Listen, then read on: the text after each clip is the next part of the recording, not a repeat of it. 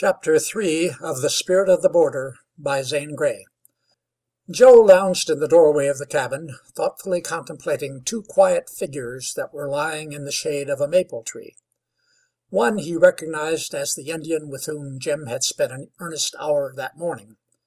The red son of the woods was wrapped in slumber. He had placed under his head a many-hued homespun shirt, which the young preacher had given him. But while asleep, his head had rolled off this improvised pillow, and the bright garment lay free, attracting the eye. Certainly it had led to the train of thought which had found lodgment in Joe's fertile brain. The other sleeper was a short, stout man whom Joe had seen several times before. This last fellow did not appear to be well balanced in his mind, and was the butt of the settlers' jokes, while the children called him Loorey. He, like the Indian, was sleeping off the effects of the previous night's dissipation. During a few moments Joe regarded the recumbent figures with an expression on his face which told that he thought in them were great possibilities for sport. With one quick glance around, he disappeared within the cabin, and when he showed himself at the door, surveying the village square with mirthful eyes, he held in his hand a small basket of Indian design. It was made of twisted grass, and simply contained several bits of soft, chalky stone, such as the Indians used for painting, which collection Joe had discovered among the fur traders' wares. He glanced around once more, and saw that all those in sight were busy with their work. He gave the short man a push, and chuckled when there was no response other than a lazy grunt. Joe took the Indian's gaudy shirt, and lifting Loorey, slipped it around him, shoved the latter's arms through the sleeves, and buttoned it in front. He streaked the round face with red and white paint, and then, dexterously extracting the eagle plume from the Indian's headdress, stuck it in Loorey's thick shock of hair. It was all done in a moment, after which Joe replaced the basket and went down to the river.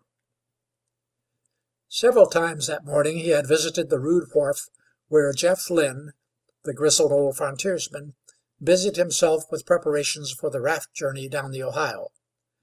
Lynn had been employed to guide the missionary's party to Fort Henry, and as the brothers had acquainted him with their intention of accompanying the travelers, he had constructed a raft for them and their horses.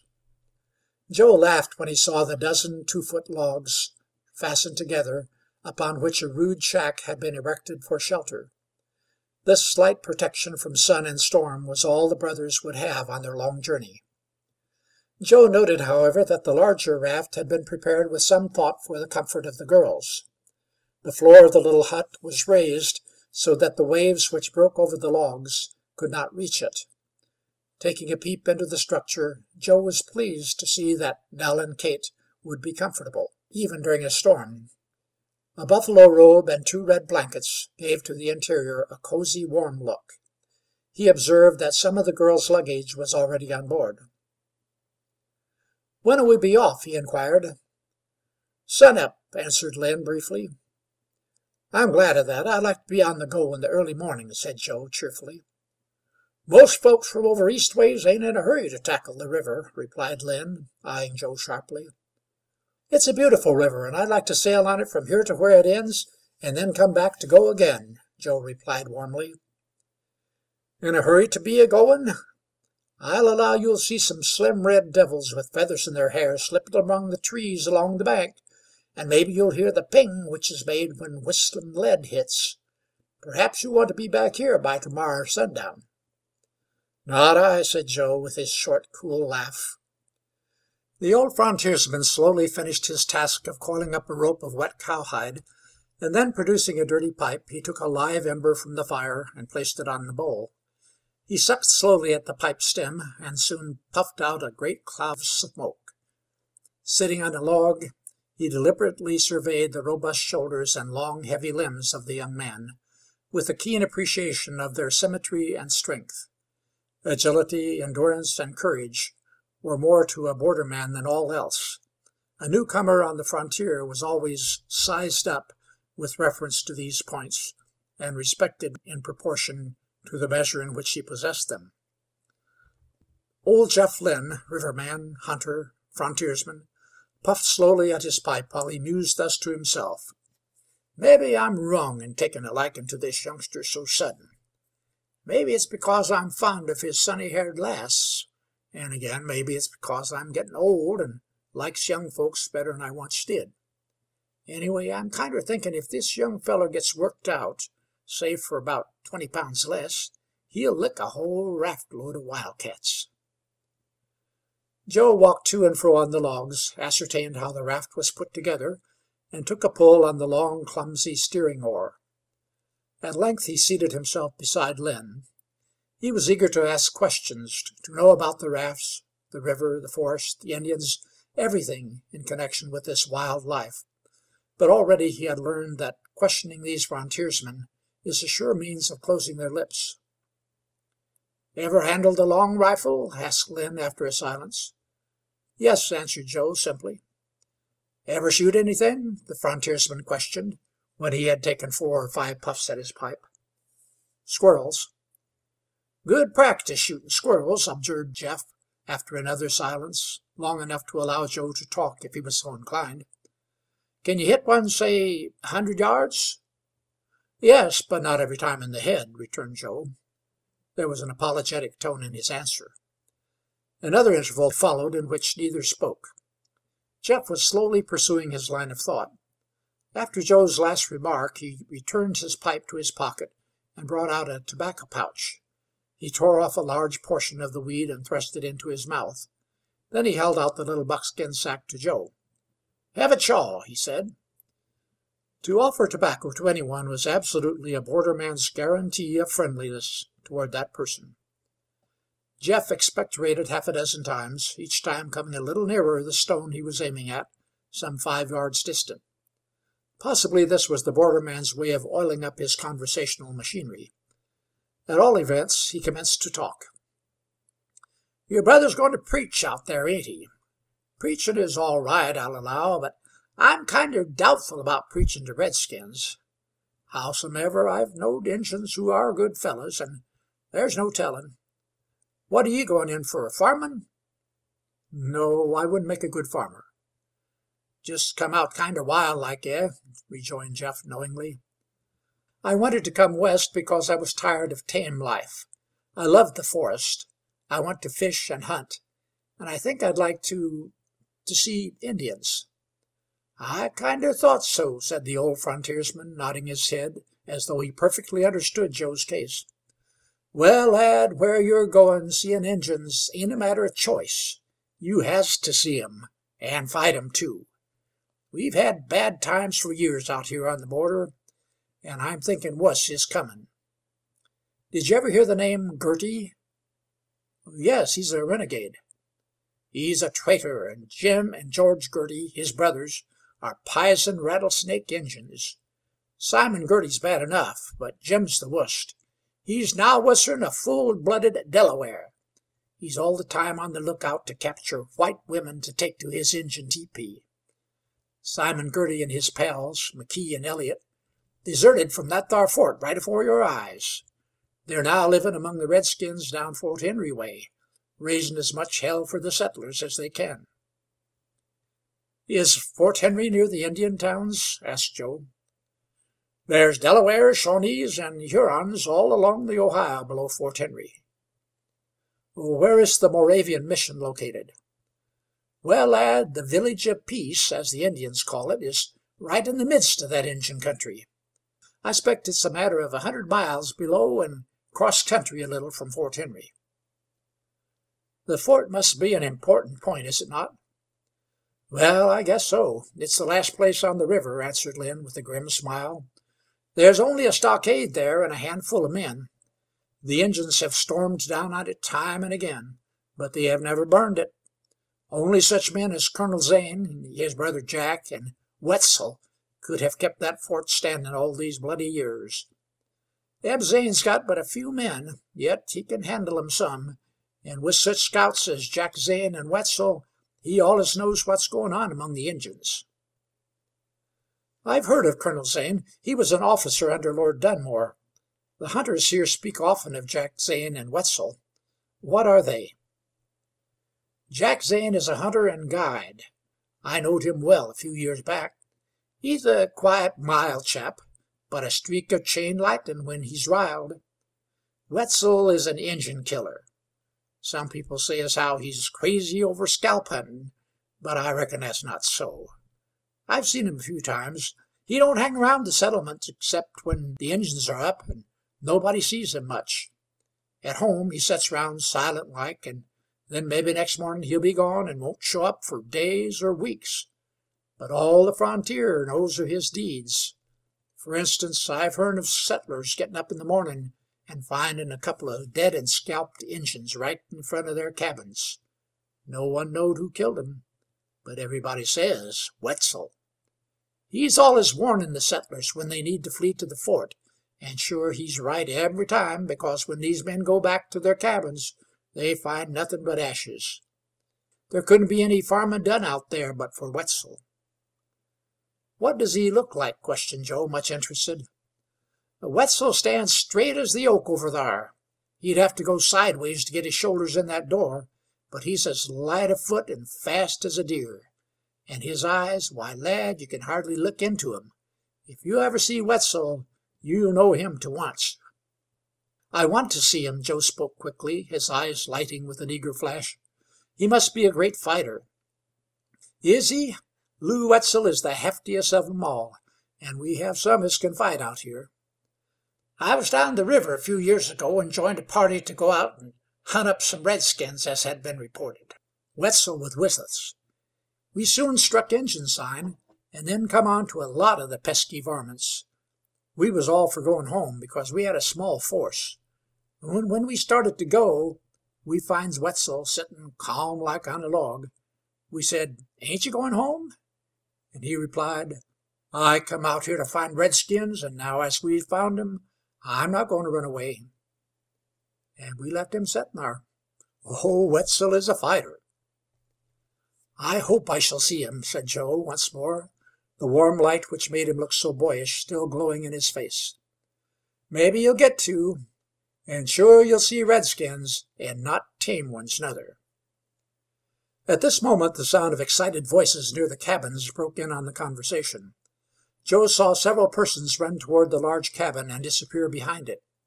He smiled as he thought perhaps the commotion had been caused by the awakening of the Indian brave.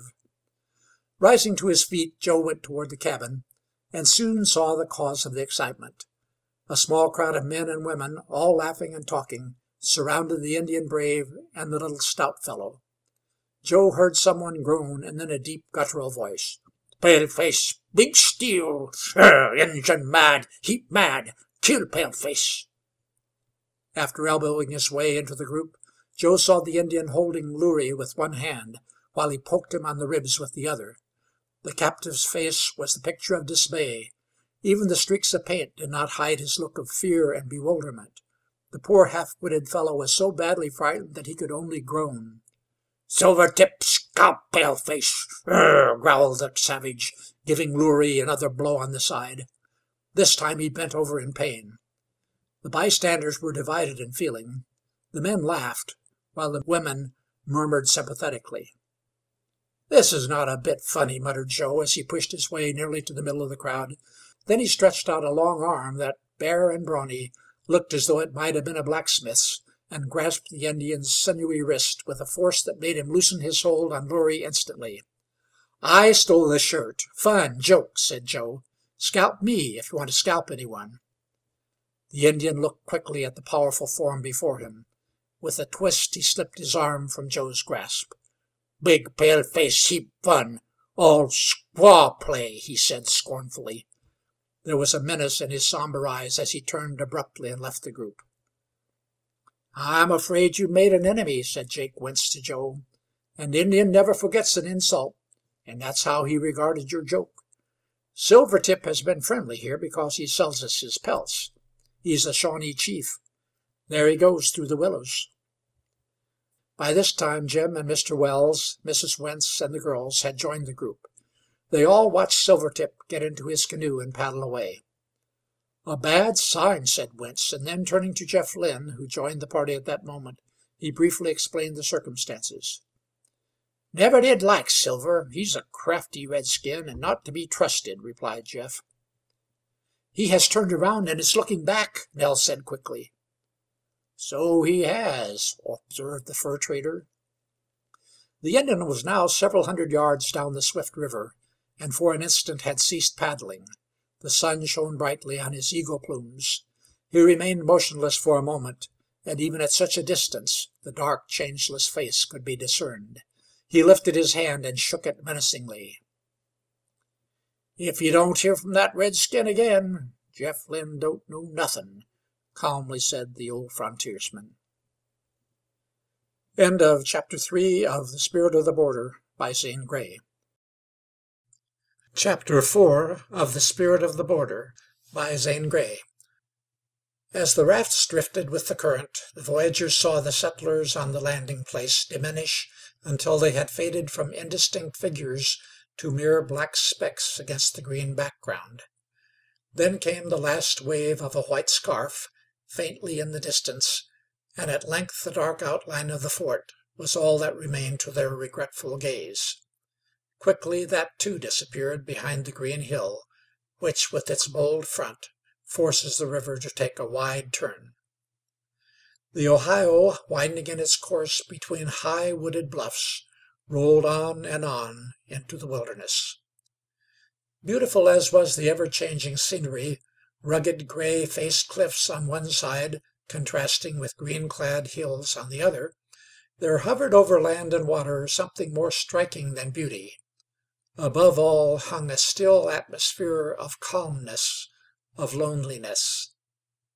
And this penetrating solitude marred somewhat the pleasure which might have been found in the picturesque scenery, and caused the voyagers, to whom this country was new, to take less interest in the gaily feathered birds and stealthy animals that were to be seen on the way. By the forms of wild life along the banks of the river, this strange intruder on their peace was regarded with attention. The birds and beasts evinced little fear of the floating rafts. The sandhill crane, stalking along the shore, lifted his long neck as the unfamiliar thing came floating by, and then stood still and silent as a statue until the rafts disappeared from view. Blue herons, feeding along the bars, saw the unusual spectacle, and, uttering surprised booms, they spread wide wings and lumbered away along the shore. The crows circled above the voyagers, cawing in not unfriendly excitement. Smaller birds alighted on the raised poles, and several, a robin, a catbird, and a little brown wren, ventured with hesitating boldness to peck at the crumbs the girls threw to them. Deer waded knee-deep in the shallow water, and, lifting their heads, instantly became motionless and absorbed. Occasionally a buffalo appeared on the level stretch of bank, and, tossing his huge head, seemed inclined to resent the coming of this stranger into his domain. All day the rafts drifted steadily and swiftly down the river, presenting to the little party ever-varying pictures of densely wooded hills, of jutting, broken cliffs with scant evergreen growth, of long reaches of sandy bar that glistened golden in the sunlight, and over all the flight and call of wild fowl, the flitting of woodland songsters, and now and then the whistle and bellow of the horned watchers in the forest. The intense blue of the vault above began to pale, and low down in the west a few fleecy clouds, gorgeously golden for a fleeting instant, then crimson-crowned for another, shaded and darkened as the setting sun sank behind the hills. Presently the red rays disappeared, a pink glow suffused the heavens, and at last, as gray twilight stole down over the hilltops, the crescent moon peeped above the wooded fringe of the western bluffs. "Hard and fast she is," sang out Jeff Lynn, as he fastened the rope to a tree at the head of a small island. "All off now, and we'll have supper. There's a fine spring under yon curly birch, and I fetched along a leg of deer meat. Hungry, little 'un?" He had worked hard all day steering the rafts, yet Nell had seen him smiling at her many times during the journey, and he had found time before the early start to arrange for her a comfortable seat. There was now a solicitude in the frontiersman's voice that touched her. "I'm famished," she replied with her bright smile. "I'm afraid I could eat a whole deer." They all climbed the sandy slope and found themselves on the summit of an oval island, with a pretty glade in the middle surrounded by birches. Bill, the second raftsman, a stolid, silent man, at once swung his axe upon a log of driftwood.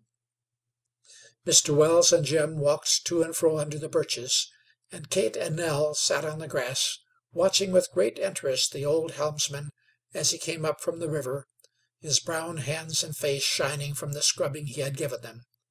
Soon he had a fire cheerfully blazing, and after laying out the few utensils, he addressed himself to Joe.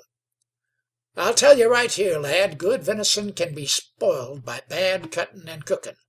You're slicing it too thick. See, thar. Now salt good, and keep out'n the flame. On the red coals is best." With a sharpened stick, Jeff held the thin slices over the fire for a few moments. Then he laid them aside on some clean white oak chips Bill's axe had provided.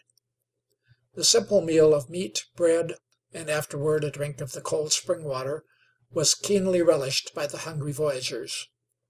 When it had been eaten, Jeff threw a log on the fire and remarked, "Seeing as how we won't be in redskin territory for a while yet, we can have a fire. I'll allow you'll all be chilly and damp from river mist afore long, so toast yourselves good." "How far have we come today?" inquired Mr. Wells, his mind always intent on reaching the scene of his cherished undertaking. "'Bout 30-odd mile, I reckon. Not much on a trip, that's sartin, but we'll pick up tomorrer. We've got some quicker water, and the rafts have to go separate." "How quiet!" exclaimed Kate, suddenly breaking the silence that followed the frontiersman's answer. "Beautiful!" impetuously said Nell, looking up at Joe. A quick flash from his gray eyes answered her. He did not speak. Indeed, he had said little to her since the start, but his glance showed her how glad he was that she felt the sweetness and content of this wild land. "I was never in a wilderness before," broke in the earnest voice of the young minister. "I feel an almost overpowering sense of loneliness. I want to get near to you all. I feel lost. Yet it is grand, sublime." "Here is the promised land, the fruitful life, nature as it was created by God," replied the old minister impressively. "Tell us a story," said Nell to the old frontiersman, as he once more joined the circle around the fire. "So, little un, ye want a story?" queried Jeff, taking up a live coal and placing it in the bowl of his pipe. He took off his coonskin cap and carefully laid it aside. His weather-beaten face beamed in answer to the girl's request. He drew a long and audible pull at his black pipe, and sent forth slowly a cloud of white smoke. Deliberately poking the fire with a stick, as if stirring into life dead embers of the past, he sucked again at his pipe, and emitted a great puff of smoke that completely enveloped the grizzled head. From out that white cloud came his drawling voice. "You've seen that big curly birch over thar. That un has been kind of sorrowful like. Well, it used to stand straight and proud. I've knowed that tree all the years I've navigated this river, and it seems natural like to me that it now droops dyin', fer it shades the grave of as young and sweet and purty a lass as yourself, Miss Nell. Rivermen call this island George's Island, 'cause Washington once camped here. But of late years the name's got changed, and the men say something like this: 'We'll try and make Milly's Birch afore sundown,' just as Bill and me have done today. Some years agone I was comin' up from Fort Henry, and I had on board my slow old scow a lass named Milly. We never learned her other name. She come to me at the fort and tells us how her folks had been killed by Injuns, and she wanted to get back to Pitt to meet her sweetheart. I was agin her comin' all along, and fust off I said no. but when I seen tears in her blue eyes, and she puts her little hand on mine, I just wilted and says to Jim Blair, 'She goes.' Well, just as might have been expected, and fact is I looked for it, we was tackled by redskins. Somehow Jim Girty got wind of us having a lass aboard, and he ketched up with us just below here. It's a bad place called Shawnee Rock, and I'll show it to you tomorrow. The renegade with his red devils attacked us thar, and we had a time getting away. Millie was shot. She lived for a while, a couple of days, and all the time was so patient and sweet and brave with that renegade's bullet in her, for he shot her when he seen he couldn't capture her, that there wasn't a blame man of us who wouldn't have died to grant her prayer, which was that she could live to once more see her lover." There was a long silence, during which the old frontiersman sat gazing into the fire with sad eyes. "We couldn't do nothing, and we buried her there under that birch, where she smiled her last sad, sweet smile and died. Ever since then the river has been eating away at this island. It's only half as big as it was once, and another flood will take away this sandbar, these few birches, and Millie's grave." The old frontiersman's story affected all his listeners. The elder minister bowed his head and prayed that no such fate might overtake his nieces. The young minister looked again, as he had many times that day, at Nell's winsome face. The girls cast grave glances at the drooping birch, and their bright tears glistened in the fire glow. Once more Joe's eyes glinted with that steely flash, and as he gazed out over the wide, darkening expanse of water, his face grew cold and rigid. "I'll allow I might have told a more cheerful story, and I'll do so next time. But I wanted you all, particular the lasses, to know something of the kind of country you're going into. The frontier needs women, but just yet it deals hard with them, and Jim Girty, with more of his kind, ain't dead yet." "Why don't someone kill him?" was Joe's sharp question. "Easier said than done, lad. Jim Girty is a white trader, but he's a cunning and fierce redskin in his ways and life. He knows the woods as a crow does, and he keeps out of sight except when he's least expected. Then again, he's got Simon Girty, his brother, and almost the whole redskin tribe behind him. Injuns stick close to a white man that has turned against his own people, and Jim Girty hain't ever been ketched. Howsomever, I heard last trip that he'd been trying some of his tricks round Fort Henry, and that Wetzel is on his trail. Well, if it's so that Lew Wetzel is arter him, I wouldn't give a pinch of powder for the white redskin's chances of a long life." No one spoke, and Jeff, after knocking the ashes from his pipe, went down to the raft, returning shortly afterward with his blanket. This he laid down and rolled himself in it. Presently from under his coonskin cap came the words, "Well, I've turned in, and I advise you all to do the same." All save Joe and Nell acted on Jeff's suggestion. For a long time the young couple sat close together on the bank, gazing at the moonlight on the river. The night was perfect. A cool wind fanned the dying embers of the fire and softly stirred the leaves. Earlier in the evening a single frog had voiced his protest against the loneliness, but now his dismal croak was no longer heard. A snipe, belated in his feeding, ran along the sandy shore, uttering his tweet-tweet and his little cry, breaking in so softly on the silence, seemed only to make more deeply felt the great vast stillness of the night. Joe's arm was around Nell. She had demurred at first, but he gave no heed to her slight resistance, and finally her head rested against his shoulder. There was no need of words. Joe had a pleasurable sense of her nearness, and there was a delight in the fragrance of her hair as it waved against his cheek. But just then love was not uppermost in his mind.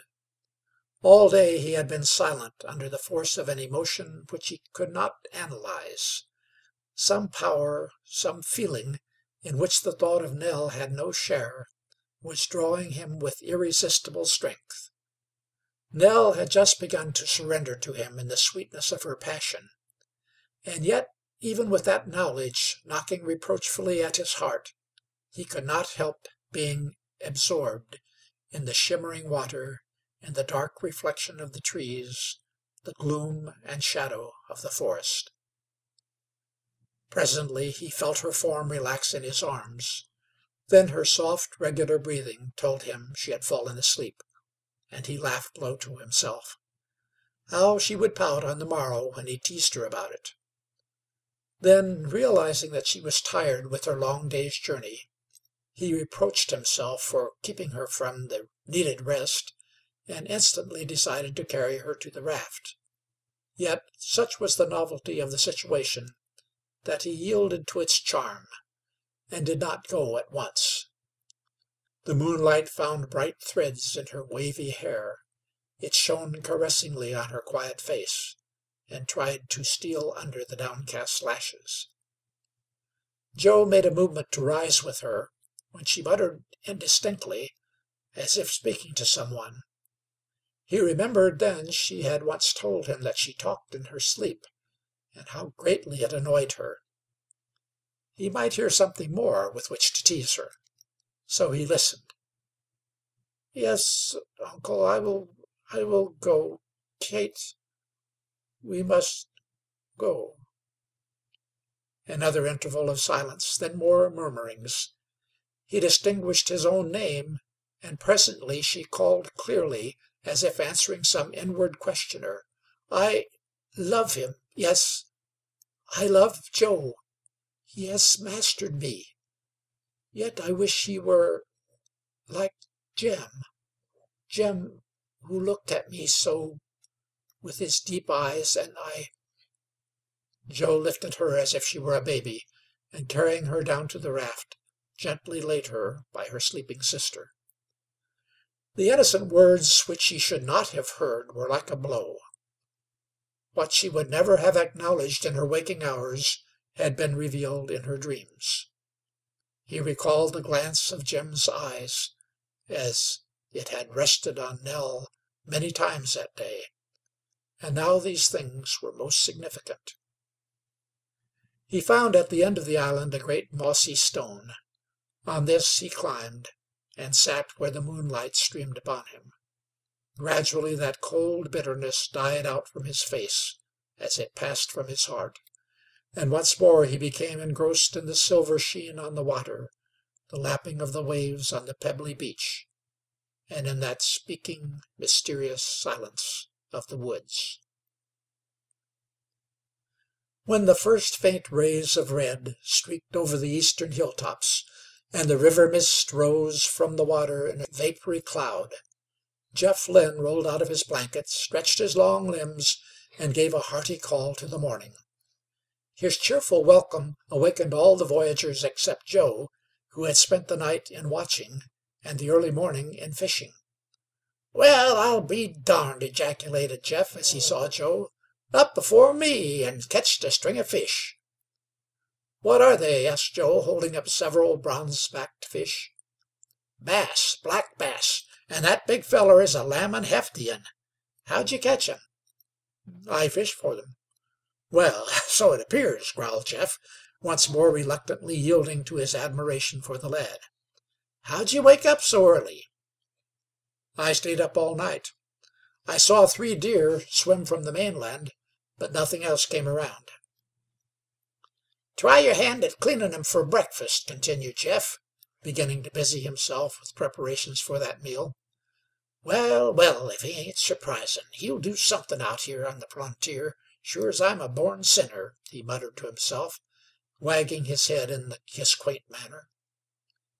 Breakfast over, Jeff transferred the horses to the smaller raft, which he had cut loose from his own, and giving a few directions to Bill, started downstream with Mr. Wells and the girls. The rafts remained close together for a while. But as the current quickened and was more skillfully taken advantage of by Jeff, the larger raft gained considerable headway, gradually widening the gap between the two. All day they drifted. From time to time Joe and Jim waved their hands to the girls, but the greater portion of their attention was given to quieting the horses. Mose, Joe's big white dog, retired in disgust to the hut, where he watched and dozed by turns. He did not fancy this kind of voyaging. Bill strained his sturdy arms all day on the steering oar. About the middle of the afternoon, Joe observed that the hills grew more rugged and precipitous, and the river ran faster. He kept a constant lookout for the wall of rock which marked the point of danger. When the sun had disappeared behind the hills, he saw ahead a gray rock protruding from the green foliage. It was ponderous, overhanging, and seemed to frown down on the river. This was Shawnee Rock. Joe looked long at the cliff, and wondered if there was now an Indian scout hidden behind the pines that skirted the edge. Prominent on the top of the bluff, a large dead tree projected its hoary, twisted branches. Bill evidently saw the landmark, for he stopped in his monotonous walk to and fro across the raft, and pushing his oar amidships, he looked ahead for the other raft. The figure of the tall frontiersman could be plainly seen as he labored at the helm. The raft disappeared round a bend, and as it did so, Joe saw a white scarf waved by Nell. Bill worked the clumsy craft over toward the right shore, where the current was more rapid. He pushed with all his strength, and when the oar had reached its widest sweep, he lifted it and ran back across the raft for another push. Joe scanned the river ahead. He saw no rapids, only rougher water whirling over some rocks. They were where the channel narrowed and ran close to the right-hand bank. Under a willow-flanked ledge was a sandbar. To Joe there seemed nothing hazardous in drifting through this pass. "Bad place ahead," said Bill, observing Joe's survey of the river. "It doesn't look so," replied Joe. "A raft ain't a boat. We could pole a boat. You has to have water to float logs, and the river's run out considerable. I'm only feared for the horses. If we hit or drag, they might plunge around a bit." When the raft passed into the head of the bend, it struck the rocks several times, but finally gained the channel safely, and everything seemed propitious for an easy passage. But greatly to Bill's surprise, the wide craft was caught directly in the channel and swung round so that the steering oar pointed toward the opposite shore. The water roared a foot deep over the logs. "Hold hard on the horses!" yelled Bill. "Something's wrong. I never seen a snag there." The straining mass of logs, insecurely fastened together, rolled and then pitched loose again, but the short delay had been fatal to the steering apparatus. Joe would have found keen enjoyment in the situation, had it not been for his horse Lance. The thoroughbred was difficult to hold. As Bill was making strenuous efforts to get in a lucky stroke of the oar, he failed to see a long length of grapevine floating like a brown snake of the water below. In the excitement they heeded not the barking of Mose, nor did they see the grapevine straighten and become taut just as they drifted upon it, but they felt the raft strike and hold on some submerged object. It creaked and groaned, and the foamy waters surged, gurgling between the logs. Jim's mare snorted with terror and, rearing high, pulled her halter loose and plunged into the river. But Jim still held her, at risk of being drawn overboard. "Let go! She'll drag you in!" yelled Joe, grasping him with his free hand. Lance trembled violently and strained at the rope, which his master held with a strong grip. Crack! The stinging report of a rifle rang out above the splashing of the water. Without a cry, Bill's grasp on the oar loosened. He fell over it limply, his head striking the almost submerged log. A dark red fluid colored the water. Then his body slipped over the oar and into the river, where it sank. "My God! Shot!" cried Jim in horrified tones. He saw a puff of white smoke rising above the willows. Then the branches parted, revealing the dark forms of several Indian warriors. From the rifle in the foremost savage's hand a slight veil of smoke rose. With the leap of a panther, the redskin sprang from the strip of sand to the raft. "Hold, Jim! Drop that axe! We're caught!" cried Joe. "It's that Indian from the fort!" gasped Jim. The stalwart warrior was indeed Silvertip, but how changed! Stripped of the blanket he had worn at the settlement, now standing naked but for his buckskin breechcloth, with his perfectly proportioned form disclosed in all its sinewy beauty, and on his swarthy, evil face an expression of savage scorn, he surely looked a warrior and a chief. He drew his tomahawk and flashed a dark glance at Joe. For a moment he steadily regarded the young man. But if he expected to see fear in the latter's face, he was mistaken, for the look was returned coolly. "Paleface steal shirt," he said in his deep voice. "Fool paleface play. Silvertip no forget." End of Chapter 4 of The Spirit of the Border by Zane Grey. Recording by Leonard Wilson of Springfield, Ohio.